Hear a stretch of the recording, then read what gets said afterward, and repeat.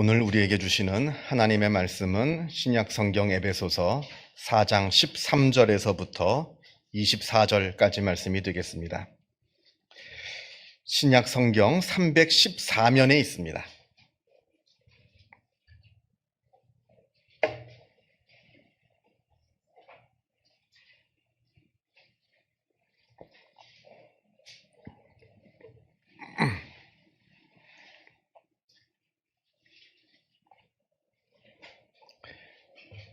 에베소서 4장 13절부터 24절까지 말씀을 봉독합니다.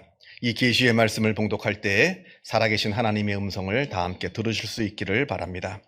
우리가 다 하나님의 아들을 믿는 것과 아는 일에 하나가 되어 온전한 사람을 이루어 그리스도의 장성한 분량이 충만한 데에까지 이르리니, 이는 우리가 이제부터 어린아이가 되지 아니하여 사람의 속임수와 간사한 유혹에 빠져 온갖 교훈의 풍조에 밀려 요동하지 않게 하려 함이라.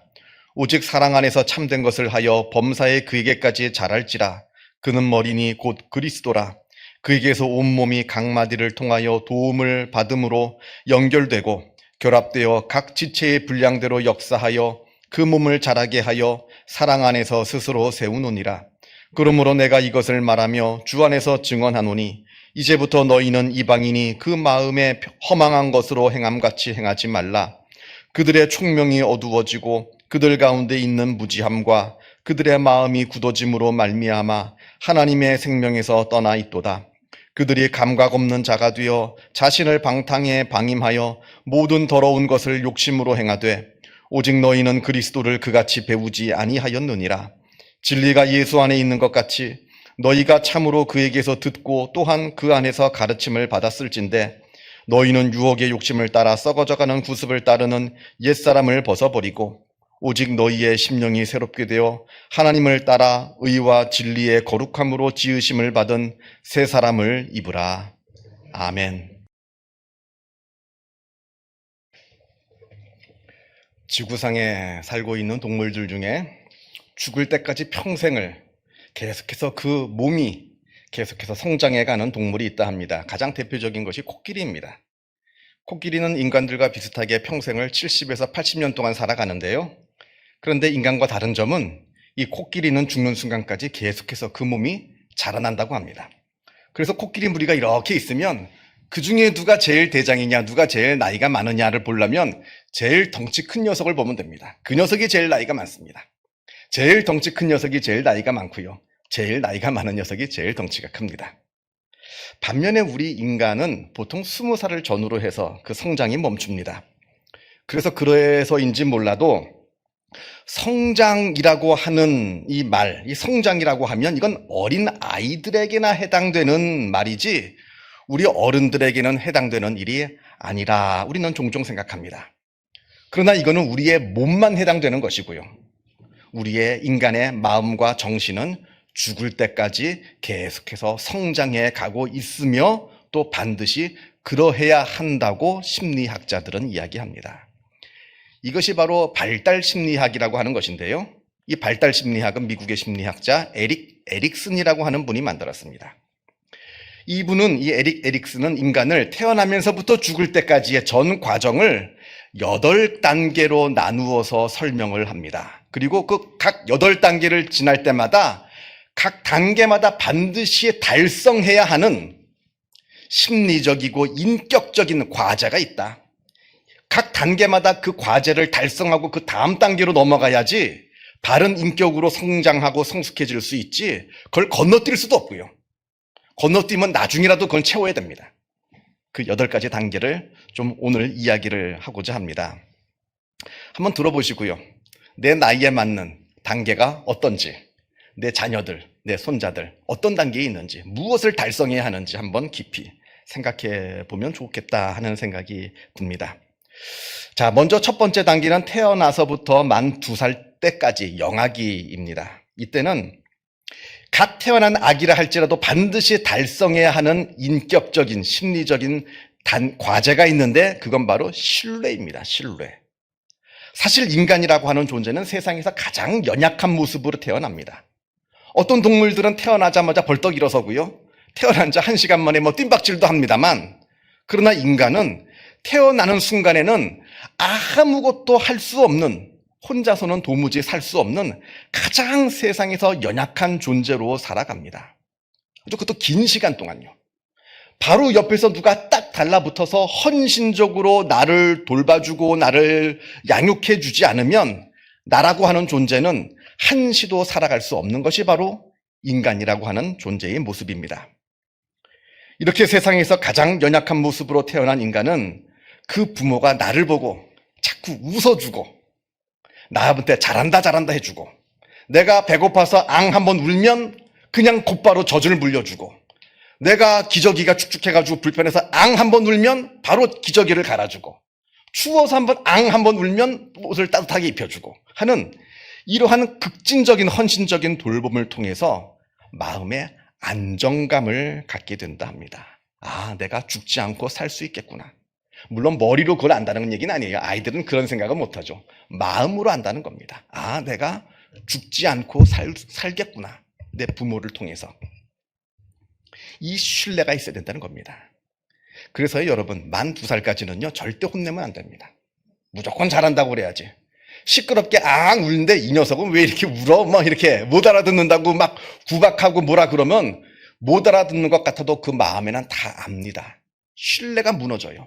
신뢰가 쌓이지 않으면 2살 때까지 신뢰감이 형성되지 못하면 이 아이는 다음 단계에서 자신의 삶을 살아갈 힘을, 원천적인 힘을 잃어버리게 되는 겁니다. 무슨 일이 있어도 나를 끝까지 지지해주고 나를 지켜주는 부모가 나에게는 있다라고 하는 이 신뢰감이 2살 때까지 그 마음에 형성되어야 이 아이는 앞으로 성장할 수 있습니다. 이게 첫 번째 단추예요. 여러분, 옷 입을 때 첫 번째 단추를 잘못 꿰면 막 다 틀어집니다. 이 인생에 있어서 이 첫 번째 단추가 잘못 꿰어지면 그다음부터는 막 엉망진창이 되는 거예요. 가장 중요한 것이 바로 2살 때까지 부모와 갖는 신뢰감. 무조건 나는 이 세상에서 왕이다 하는, 나는 무조건 부모가 나를 지켜주고 나를 돌봐주어야 줄 수 있다라고 하는 신뢰감이 필요하다 말을 합니다. 자, 두 번째 단계는요, 만 2살에서부터 만 서너 살까지 정도의 초기 유아기입니다. 이때 우리 인간이 달성해야 하는 이 인격적인 과제는 독립성입니다. 독립성. 이때는 아이가 조금씩 부모로부터 벗어나려고 합니다. 또 벗어나야 합니다. 그동안 집안에서만 있었다고 한다면 이젠 놀이터도 나가 놀고요. 그동안 엄마가 24시간 나를 지켜줬다면 이젠 잠시 엄마를 떠나서 어린이집도 갑니다. 그러면서 내가 우리 부모에게 종속된 존재가 아니라 조금씩 나는 독립되어 나아가는 독립적인 존재라 하는 것을 깨닫게 되고 또 깨달아야 되는 겁니다. 여러분, 미운 3살이라고 들어봤죠? 미운 3살. 다 들어봤을 겁니다. 왜 그러냐면 이때부터 자기의 독립성을 키워야 되기 때문에 그런 겁니다. 손 잡으라 그러면 손도 안 잡고요. 하지 말라 그러는 거 자꾸 하려고 그러고요. 이게 좋은 겁니다. 위험하지만 않다면. 또 그래야 되는 거고요. 그래서 나는 부모에게 종속된 존재가 아니라 독립적인 존재인 것이다. 근데 이때도 제일 중요한 것은 그 이전 단계인 영아기에 부모와의 신뢰감이 먼저 형성이 되어야 독립적인 삶을 살 수가 있는 거예요. 이 신뢰감이 없는 상태에서는 밖으로 나갈 수가 없습니다. 내가 밖으로 나가더라도 내 부모가 나를 지켜준다는 신뢰감이 있어야 밖으로 나간다 합니다. 자, 세 번째 단계는 만 4살에서부터 5살까지 시기인데 이때 우리 인간이 완수해야 되는 인격적인 과제는 규칙을 배우는 것이라 합니다. 이때부터 아이들은 일명 사회라는 것을 경험하게 됩니다. 놀이터에 나가서 친구들과 놀고요. 어린이집에 가서 친구랑 놉니다. 이때부터 자그마한 사회를 경험하게 됩니다. 그러면서 그 이전까지는 집에서는 내가 왕이었거든요. 내 맘대로 다 했습니다. 근데 밖에 나가면 양보도 해야 되고요. 또 잘못하면 선생님한테 꾸지람도 들어야 됩니다. 그러면서 이 아이가 배워야 되는 것은 규칙을 따르는 법, 그리고 규칙을 어겼을 때는 내가 나 자신을 되돌아보고 반성하는 법을 배우게 됩니다. 또 그걸 배워야 합니다. 그래서 여러분, 아이를 야단치지 않는 것이 능사가 아닙니다. 야단치지 마는 것은 2살까지고요. 4살이 되면 야단을 쳐야 아이가 자기를 반성할 줄 알고요. 그렇게 자기를 반성하는 법을 배워야 자기 주도적인 성격을 갖게 된다 합니다. 내가 내 잘못을 알아야 고쳐나가잖아요. 근데 반성할 줄 모르는 사람들은 내 잘못을 고칠 줄을 모릅니다. 주도적인 삶을 살 수가 없습니다.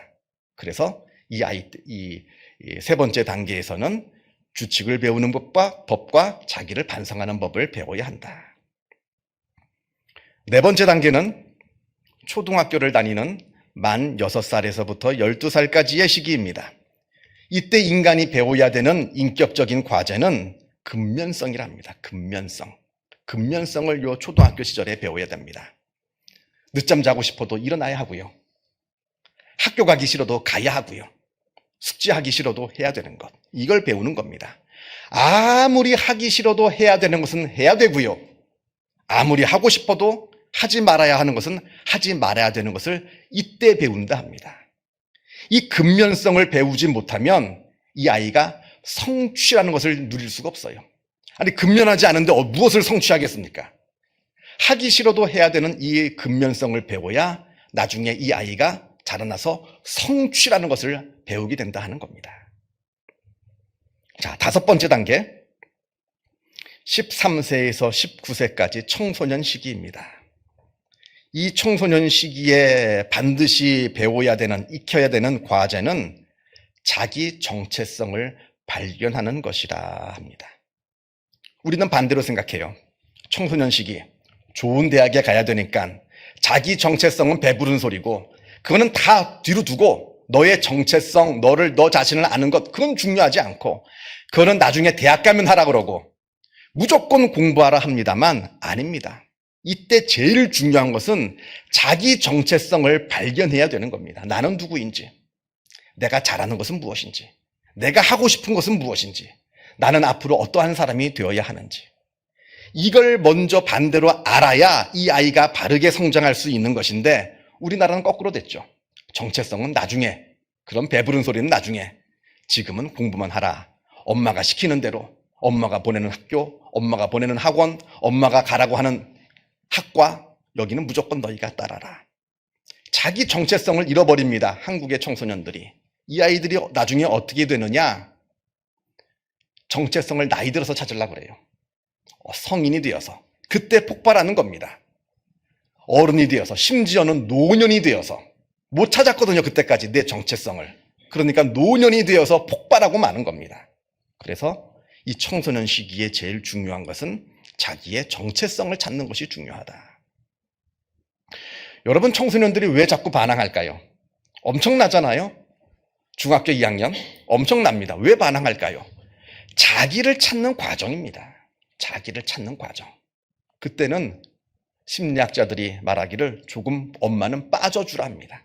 엄마 아빠는 그러한 반항기 때는 간섭하지 말고 조금 빠져주는 것이 오히려 낫다라고 조언을 합니다. 자, 6번째 단계는 20대 청년의 시기입니다. 20대 청년기. 이때 우리 인간이 반드시 배워야 되는 인격적인 과제는 친밀감이라 합니다. 친밀감. 내가 누구를 사랑하고 누군가에게 사랑을 받는 법. 이걸 배우는 거예요. 이 20대 시기에는. 그 사랑의 대상이 부모이건 가족이건 친구이건 뭐 상관없습니다. 어쨌든 이 시기에 20대 시기에 제일 중요한 것은 내가 누군가를 사랑할 수 있고 진심으로, 또 누군가에게 내가 진심으로 사랑받는다고 하는 이 친밀감을 내가 깨달을 수 있어야 한다 하는 겁니다.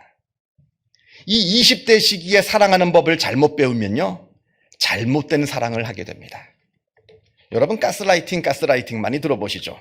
뭐 유행하는 말입니다. 가스라이팅, 이네이블링. 뭐 요즘 하도 유행하는 말이 많이 나오는데, 가스라이팅이라고 하는 것은 이겁니다. 내가 상대방을 내 밑으로 종속시키기 위해서 내가 그 사람에게 자꾸 비난하고 그 사람의 잘못을 지적하고 그 사람을 야단치고 해서 그 사람이 자기의 어떤 자신감을 잃게 만들어서 내 밑으로 종속시키려고 하는, 그것을 보고 가스라이팅이라고 합니다. 잘못된 사랑이죠. 이네이블링은 반대로입니다. 저 사람을 나에게 종속시키기 위해서 자꾸 과도한 친절을 베푸는 겁니다. 하지 않아도 되는 친절을 자꾸 베풀어가지고 저 사람이 딴 데 못 도망가게 하고 내 밑으로 종속시키려고 하는 것. 이건 사랑이 아닙니다. 종속이지. 잘못된 사랑입니다. 20대 때 제대로 된 사랑을 배우지 못해서 그런 겁니다. 그래서 아무튼 20대 때 청년의 시기에는 건강하게 사랑을 주고 사랑을 받는 법을 배워야 한다 말합니다. 자, 그리고 7번째, 30대에서 60대까지 중년의 시기. 이 시기에 우리 인간이 반드시 달성해야 하는 인격적 과제는 생산성입니다. 생산성. 내가 무엇인가에 몰두해서 무엇인가를 생산하고 달성하는 그 성취감. 이 성취감이 없으면 안 돼요. 중년의 시기. 30대에서 60대까지는. 내가 무엇인가 성취하고 그것으로 말미암아 다른 사람들에게 인정받는 것. 이게 중년기에는 반드시 필요한 우리 인간의 과제라고 합니다. 그렇다고 무슨 좋은 직장에 다니고 뭐 연봉을 많이 받고 그래야 이 성취감을 느끼는 건 아닙니다. 보면 엄청난 재벌인데도 자신의 어떤 이건 자기의 삶의 의미거든요. 의미를 발견하는 것인데 아무리 재벌이고 아무리 뭐 높은 지위에 올라가고 뭐 사람들한테 무슨 여신 하면서 추앙을 받는 사람들이라 할지라도 자기 인생의 의미를 깨닫지 못해서 자살하는 사람이 너무나 많잖아요. 이거는 그것과는 상관이 없는 겁니다. 내 인생의 의미를 발견하는 것이지.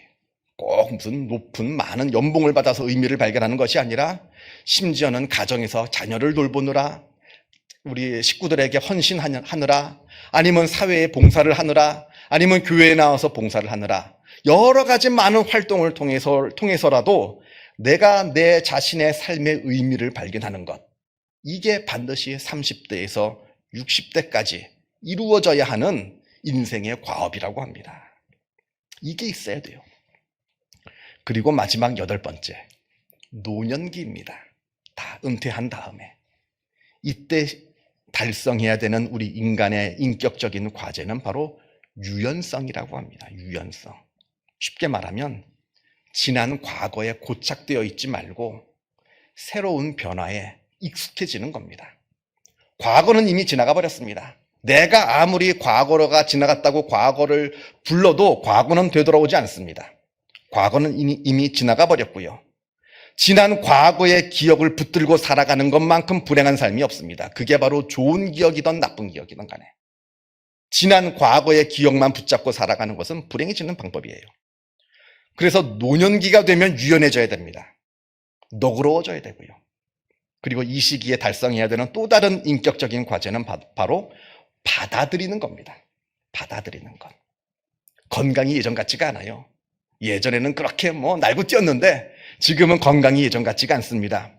또 이루고 싶었지만 과거에 내가 이루고 싶었지만 이루지 못한 것도 있습니다. 또 잊어버릴 수 없는 슬픔도 있습니다. 삶의 후회도 있습니다. 그러나 그것도 다 받아들이는 거예요. 내가 그거 받아들이지 못하고 발버둥 친다고 이렇게 바뀌는 거 없습니다. 과거의 후회, 과거의 아쉬움, 지금 현재의 나의 어떤 건강의 문제, 이 모든 것들을 다 그냥 받아들일 때 노년의 행복은 찾아온다 합니다. 그러면서 에릭슨이 마지막 단계에 하나를 더 추가를 했는데 그건 바로 9번째 단계, 후기 노년기. 이제는 죽음을 얼마 앞두지 않은 후기 노년기에 대해서 이야기를 합니다. 후기 노년기가 되면 이제는 모든 것을 다 초월하는 영성의 단계로 들어가야 한다 합니다. 후기 노년기에 들어가서 돈 가지고 그냥 돈 더 벌라고 아둥바둥하는 거, 그것처럼 추한 거 없습니다. 다 내려놓는 거예요. 인도의 이런 우스운 이 에릭 에릭슨의 책을 보면 이런 우스운 얘기가 나오는데 인도의 어느 상인이 이제 나이가 많아서 죽게 되었다 합니다. 그래서 모든 가족들이 임종을 지키려고 왔어요. 그러면서 눈을 뜰 힘도 없으니까 그 부인이 지금 자녀 누구누구 왔고 손자 손녀 누구누구가 왔다고 쭉 얘기를 해주니까 갑자기 눈을 벌떡 뜨더니 그렇게 다 오면 가게는 누가 지키냐고 그랬답니다. 아니 죽는 순간에까지 그 몇 푼 버는 게 중요하면 그것처럼 불행한 것이 어디 있겠어요. 이때는 다 내려놓고 초월과 영성의 단계로 들어가는 겁니다. 여러분은 지금 어떠하십니까? 여러분의 지금 나이에 맞는 여러분의 인생의 어떤 인격적인 과제를 잘 달성해 가고 있습니까? 한번 우리가 깊이 한번 생각해 보아야 하는 겁니다. 이 에릭 에릭슨의 이 이야기를 들으면서 우리가 반드시 기억해야 되는 것은 우리의 인생이라고 하는 것, 나이가 들면서 조금씩 우리가 늙어가는 것은 낡아지는 것이 아니라 우리가 점차 새로워지고 성장하는 것이라는 거예요. 나이가 없어지는 것이 아니라 우리는 점차 새로운 것을 발견하고 새로운 것을 배워가면서 새로운 것을 이루어가는 삶이다. 그리고 우리의 최종의 목적은 초월과 영성이다. 이 이야기를 하고 있는 겁니다. 이건 우리 신앙도 마찬가지예요. 우리 인격도 마찬가지지만 우리 신앙도 마찬가지입니다. 인격과 신앙은 같이 갑니다. 분리되어 있는 것이 아닙니다. 그래서 우리의 신앙도 성장해 가야 합니다. 죄송합니다만 내가 믿은 지 수십 년이 되었지만 내 믿음이 아직 그대로다 하는 사람은 내 믿음이 진짜 살아있는 믿음인지 체크해 봐야 됩니다. 살아있으면 성장할 수밖에 없어요. 근데 내 믿음이 꽤 오랜 시간 동안 그냥 그 자리에 머물러 있다라고 한다면 아마 내 믿음은 죽은 믿음일지도 모릅니다. 그래서 그걸 우리가 한번 체크해 봐야 되는 것이고요. 오늘 본문 13절에 우리가 하나님의 아들을 믿는 것과 아는 것에 하나가 되어 온전한 사람을 이루어 그리스도의 장성한 분량에 이르라 이렇게 말씀하고 있습니다. 우리 신앙이 도달하는 목표가 어디에 있느냐? 바로 그리스도의 장성한 분량에 있다라고 하는 겁니다. 그것이 바로 우리의 신앙의 목표여야 한다. 제가 종종 많은 성도들을 예전에도 다 포함해서 만나게 되면요, 제 나름대로 내린 결론이 있습니다. 그건 뭐냐면 하나님께서는 우리의 신앙의 단계에 따라 우리에게 대하시는 태도가 다 다르다. 이건 저만 느끼는 게 아니라 다른 목사님들도 그렇게 느끼더라고요. 무슨 얘기냐면 처음 예수를 믿기 시작한 초신자들에게 하나님께서는 아주 친절하게 대하십니다. 기도만 하면 다 들어줘요. 신기합니다. 그냥 지나가다가 별것도 아닌 거 가지고 기도했는데 그게 톡톡 이루어져요. 그럼 저한테 와서 자랑합니다. 목사님. 내가 지난번엔 요걸 가지고 기도했더니 이게 이루어지고요. 이번에는 요거 가지고 기도했더니 요게 또 이루어졌어요. 아주 신기해요. 하나님이 진짜 계신가 봐요. 그 얘기를 합니다. 그러다가 신앙이 어느 정도 자라면요, 이상하게 하나님께서 기도를 빨리 안 들어주세요. 그렇게 기도했는데 하나님의 응답이 느립니다. 그러면 찾아옵니다. 왜 하나님이 내 기도를 안 들어주시는지 모르겠다고. 왜 하나님이 나에게 이렇게 쌀쌀맞게 대하시는지 모르겠다고. 근데 제가 생각해 볼 때는 이거는 내 신앙의 단계에 맞게 하나님께서 다르게 대해 주시는 거예요. 처음 신앙생활을 시작할 때는 마치 어린아이처럼 하나님이 계신 줄 알아야 될 거 아니에요. 그러니까 하나님의 살아 역사하심을 보여주시기 위해서 별것도 아닌 거 가지고 다 들어주세요. 그럼 와서 이야기합니다. 하나님이 진짜 살아 계시나 봐요. 그걸 깨닫게 하시기 위해서 하나님께서 자꾸 들어주십니다. 그러다가 좀 신앙이 자라게 되면 이제 이 응석바지 신앙에서 벗어나야 될 것 아닙니까? 그냥 달라고만 언제까지만 할 거예요. 하나님께 사랑을 받았으면 사랑을 베풀어야 되고요. 은혜를 받았으면 은혜를 충성해야죠, 하나님께. 그러니까 하나님께서 그 응석바지 신앙이 아니라 좀 더 성숙한 신앙을 하기 위해서 조금 거리를 두시는 때가 있다라고 하는 겁니다.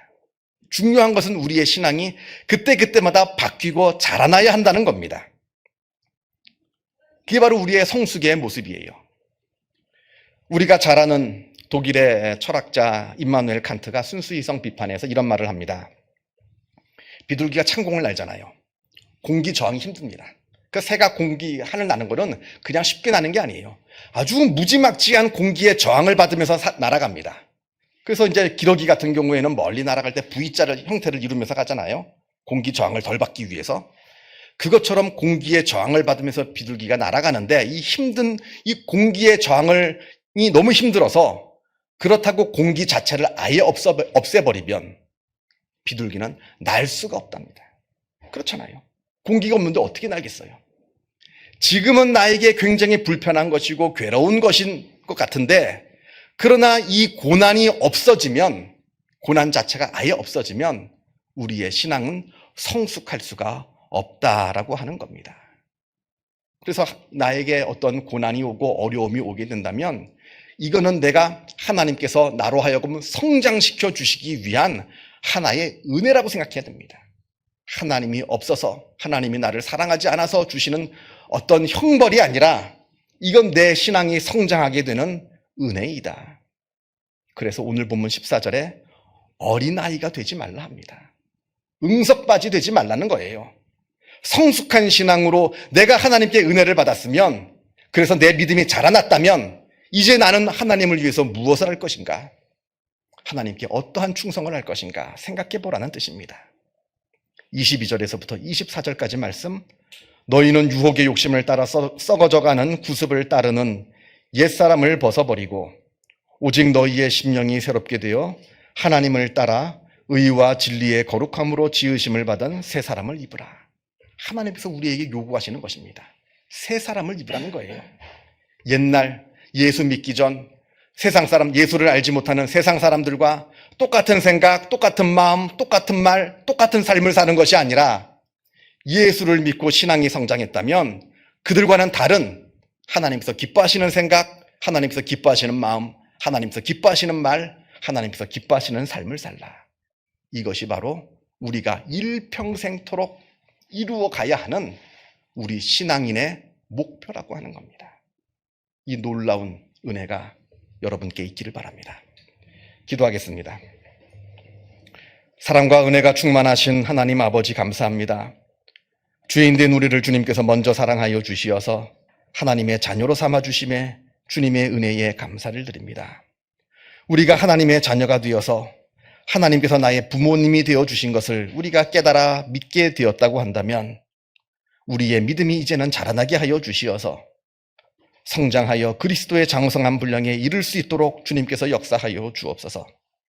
응석바지 믿음에서 벗어나게 하여 주시어서 진심으로 하나님을 사랑하는 믿음이 되게 하여 주시고 그저 받기만을 바라는 그 믿음에서 벗어나서 이제 하나님께 나의 것을 드리며 헌신하며 하나님께 충성하는 주님의 귀한 백성들 되어질 수 있도록 역사하여 주옵소서. 그렇게 우리의 믿음이 자라날 때에 그때 미처 우리가 알지 못했던 놀라운 하나님의 은혜를 우리가 경험하며 그 은혜 가운데 기쁨을 누리는 우리의 복된 삶이 되어질 수 있도록 주님께서 역사하여 주시고 인도하여 주옵소서. 감사드리오며 이 모든 말씀 우리 주 예수 그리스도 이름으로 기도하옵나이다. 아멘.